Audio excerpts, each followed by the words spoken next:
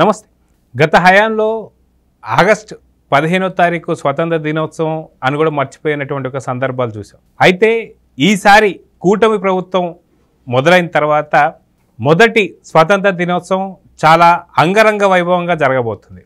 అయితే దీనికి గల కారణాలు ఏంటనేది మనతో పాటు సూర్యదేవ లత గారు ఉన్నారు. వారిని అడిగి తెలుసుకుందాం. మేడం నమస్తే. నమస్తే మేడం, ఇప్పటిదాకా జరిగినటువంటి ఒక సందర్భంలో వైసీపీ ప్రభుత్వంలో మనం స్వతంత్ర దినోత్సవం మర్చిపోయాం, గణతంత్ర దినోత్సవం మర్చిపోయాం. ఒకటి గుర్తుంది ఏంటి అంటే రిపబ్లిక్ డే గురించి బొత్స సత్యనారాయణ గారు చెప్పిన విషెస్ అయితే అదొక్కటి మర్చిపోలేము. అంతే, హ్యాపీ రిపబ్లిక్ డే ఏదో అన్నారు. అదేవిధంగా మనం చూస్తే ఇప్పుడు కూటమి మొదలైన తర్వాత మొదటి స్వతంత్ర దినోత్సవం చాలా అంగరంగ వైభవంగా జరుపుతుందని చెప్పి తెలుస్తుంది. అయితే దానికి సంబంధించినటువంటి ఒక ఏదైతే నిధులు కూడా ఈసారి పెంచారని చెప్పి తెలుస్తుంది. వాటి గురించి మీరు ఏం చెప్తారు? అంటే ఇప్పుడు నిధులు పెంచడం అనేది కంపల్సరీ చేయాలి. ఇప్పుడు గతంలో 100 రూపాయలు చిన్న పంచాయతీలకి, పెద్ద పంచాయతీలకి 200 అని చెప్పేవాళ్ళు, ఇచ్చేవాళ్ళు. అది ఎంతవరకు సరిపోతుంది? ఒక తాడు కొనడానికి కూడా చాలదు యాక్చువల్లీ. సరే, ఇంకా వాళ్ళ ఉద్యోగస్తులు కానివ్వండి, అందరూ కానివ్వండి, వాళ్ళ తలా కొంచెం వేసుకొని ఆ ప్రోగ్రాం అలా చేసుకోవటం జరిగేది. కాకపోతే మనకు ఇండియా మొత్తం, భారతదేశం మొత్తం కలిసి చేసుకునే పండగ స్వతంత్ర దినోత్సవం. సో అలాంటిది అంగరంగ వైభవంగా ఎప్పుడూ జరగాలి. ఎందుకంటే సంవత్సరంలో భారతదేశం మొత్తం కూడా ఒకేటే చేసుకుంటాం కాబట్టి ఖచ్చితంగా బాగా జరగాల్సిన అవసరం కూడా ఉంది. సరే, గతంలో ఎప్పుడో పెట్టారు 100 రూపాయలు 200 అనేది, దగ్గర 35 సంవత్సరాల క్రితం పెట్టినట్టుంది. అప్పటి నుంచి ఇప్పటి వరకు పట్టించుకున్న నాదుడు లేరు. దాన్ని పెంచాలనే ధ్యాస ఎవరికి అనిపించలేదు. కానీ ఇప్పుడు కూటమి ప్రభుత్వం వచ్చిన తర్వాతే కానివ్వండి, ఒక చేంజ్ అనేది రావటం జరిగింది. సరే, మనం అందరం కలిసి చేసుకునే ఒక పెద్ద పండగ కాబట్టి దీనిలో మనం చిన్న పంచాయతీలకి 10,000, పెద్ద పంచాయతీలకి 25,000 ఇవ్వాలనే ఒక డెసిషన్ రావటం కానివ్వండి. ఇది పంచాయతీలు అంటే అందరికీ సంతోషించదగ్గ విషయం కదా.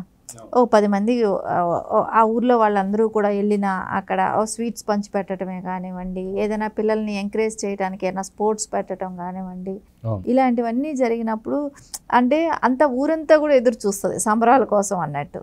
అంటే ఫైనాన్స్ లేకపోతే ఏది జరగదు కదా. ఓ పండగ చేసుకోవాలంటే ఎంతో అంత మినిమం డబ్బు ఉండాలి. సో అది గవర్నమెంట్ అన్ని రకాలుగా ప్రోత్సహించడంతో ఖచ్చితంగా అందరూ కూడా ఈ స్వతంత్ర దినోత్సవానికి ఒక విలువను తీసుకొచ్చే విధంగా, అంటే అక్కడ ఏమీ ఇవ్వకుండా చిన్నపిల్లలకి చాక్లెట్లు కూడా ఇదివరకు రోజుల్లో చాక్లెట్లు ఇస్తే ఇస్తే వెళ్ళేవాళ్ళం. కానీ 20,000 రేపు పిల్లలకి చాక్లెట్లతో సరిపోదు. వాళ్ళని అంటే అక్కడ వరకు తీసుకురావాలి అని అంటే ఇళ్లలోనే చాక్లెట్లు ఇచ్చేస్తున్నారు. సో చాక్లెట్ వరకు కూడా పిల్లలు రారు అక్కడ వరకు కూడా. సో వాళ్ళకి స్పోర్ట్స్ పెట్టడం, వాళ్ళకి గిఫ్ట్స్ ఇవ్వటం, ఇట్లాంటివన్నీ చేస్తే కొంచెం ఎంకరేజ్మెంట్ అనేది ఉంటుంది. సో ఖచ్చితంగా దీన్ని పెంచడం అనేది మంచి వాతావరణంలో ఈ సంవత్సరం మనం స్వతంత్ర దినోత్సవం జరుపుకోబోతున్నాం కాబట్టి శుభ పరిణామంగా తీసుకోవాల్సిన అంశం ఉంది. అయితే చిన్న పంచాయతీలు కావచ్చు, పెద్ద పంచాయతీలు కావచ్చు, ప్రతి ఒక్క చోట ఈసారి ఖచ్చితంగా ఏదైనా సరే క్రీడలు కావచ్చు, డ్యాన్సులు కావచ్చు, ఏదైతే దేశభక్తి గీతాలపైన మాత్రం స్పెషల్గా ఒక డ్యాన్సులు కూడా చేపిస్తున్నారని చెప్పి తెలుస్తుంది.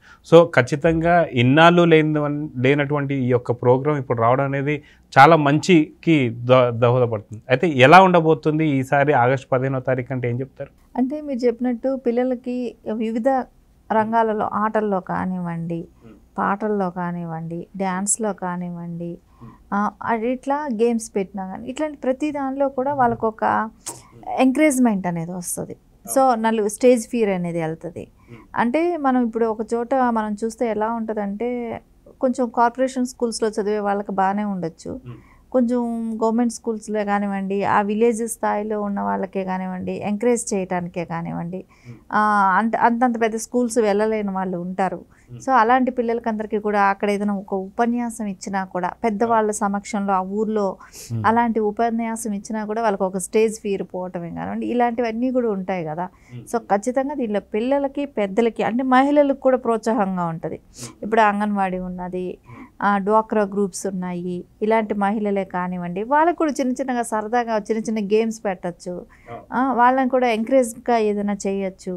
సో ఇవన్నీ కూడా వాళ్ళల్లో ఉన్న టాలెంట్స్ ఏంటో అవి బయట తీసుకురావచ్చు. వాళ్ళకు కూడా కొంచెం స్టేజ్ ఫియర్, అంటే విలేజ్ స్థాయిలో ఉన్న మహిళలకే కానివ్వండి, వాళ్ళకు కొంచెం స్టేజ్ ఫియర్ ఇట్లాంటివి ఉంటాయి కాబట్టి వాళ్ళతో కూడా మాట్లాడించడం, అన్ని రంగాల్లో వాళ్ళని ముందుకు తీసుకురావడంలో కొంచెం మనీ అనేది సపోర్ట్ చేస్తుంది. ఇంకొకటి ఏంటంటే వాళ్ళకి కూడా అందరూ పార్టిసిపేట్ చేయడానికి కూడా ఇంట్రెస్ట్ చూపిస్తారు ఇప్పుడు. సో ఖచ్చితంగా ఇది మంచి పరిణామం కింద తీసుకోవాలి.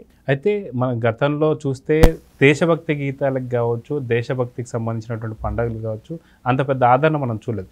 ఈసారి మొదటిసారి చాలా పెద్ద ఎత్తున జరగబోతుంది అంటే ఎవరైతే పిల్లలు కావచ్చు, మీరు అన్నట్టు మహిళలు కావచ్చు, వీళ్ళందరూ కూడా దేశభక్తి పెరిగితే ఖచ్చితంగా దేశం కూడా ఇంకొంచెం ముందు స్థాయికి వెళ్తూ వస్తుంది.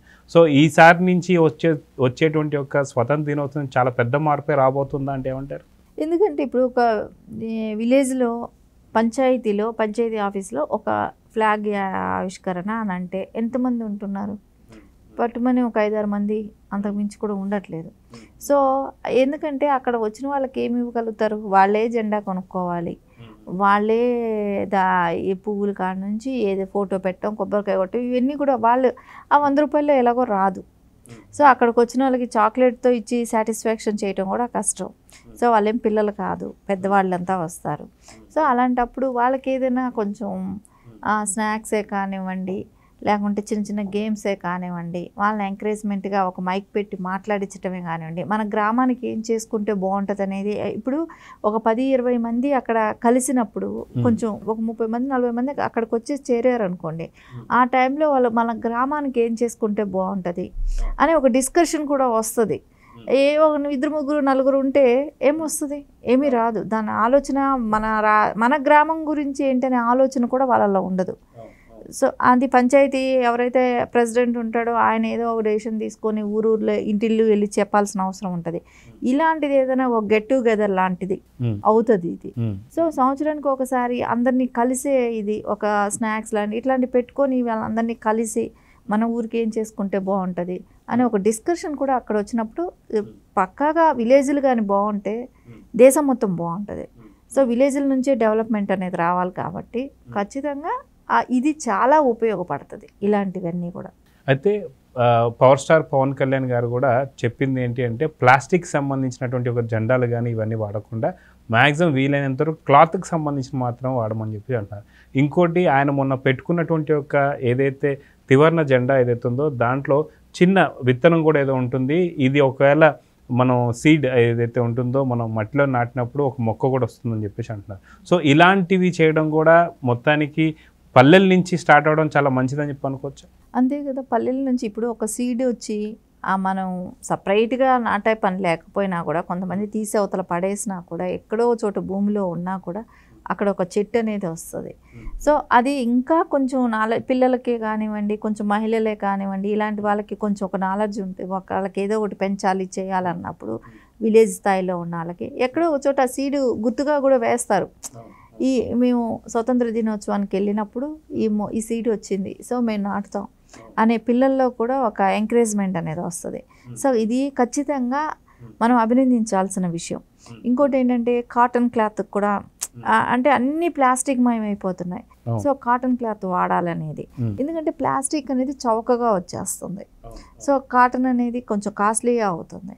సో అలాంటప్పుడు మనం మనం వస్త్రాలను కూడా ప్రోత్సహించిన వాళ్ళం అవుతాం. ఈ ప్లాస్టిక్ వ్యవస్థను కూడా కొంచెం తగ్గించిందే అవుతుంది. కాబట్టి ఖచ్చితంగా ఈ 2 కాటన్ క్లాతే కానివ్వండి, సీడే కానివ్వండి, ఈ 2 కూడా మన దేశానికి మంచిగా ఉండటానికి అంటే పిల్లల్లో కూడా మనము ఇలాంటివి మంచివి మనం నేర్పించిన ప్లాస్టిక్ని అవాయిడ్ చేయాలి అని నేర్పించటమే కానివ్వండి, ఒక సీడ్ వచ్చినప్పుడు ఆ పిల్లల్లో కూడా మనం ఈ మొక్క నాటాలి అనే ఒక ఆలోచన రావటమే కానివ్వండి, వాటిని ఎక్కడంటే అక్కడ పడేయకుండా జాగ్రత్తగా ఇంటికి తీసుకెళ్ళి వాళ్ళకి కావాల్సిన చోట మొక్క పెట్టే అవకాశం కూడా ఉంది. సో మొత్తానికి ఈసారి రాబోతున్నటువంటి స్వతంత్ర దినోత్సవం అనేది చాలా పెద్ద ఎత్తున జరగబోతుంది.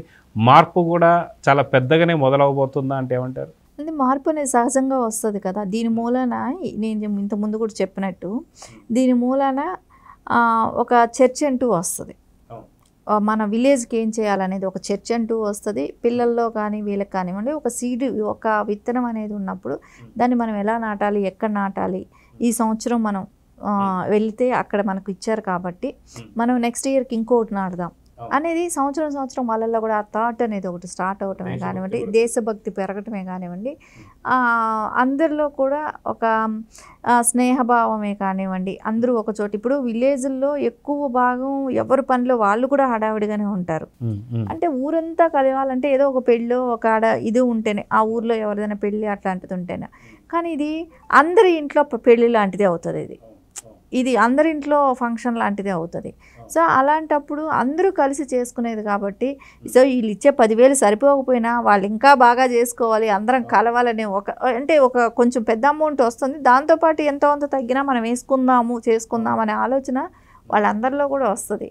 సో ఇది చాలా వరకు కూడా విలేజ్ స్థాయిలో నుంచి ఒక చర్చ అనేది, ఈ దేశానికి ఏదైతే బాగుంటుంది, మన విలేజ్కి ఏదైతే బాగుంటుంది అనేది ఒక చర్చ అంటూ విలేజ్ స్థాయి నుంచే స్టార్ట్ అవుతుంది, ఇట్లాంటి వాటిని ప్రోత్సహించడం మూలాన. సో చూద్దాం మేడం, ఖచ్చితంగా కూటమి ప్రభుత్వం వచ్చిన తర్వాత ఫస్ట్ జరగబోతున్నటువంటి ఒక స్వతంత్ర దినోత్సవం చాలా ఘనంగా జరగబోతుంది.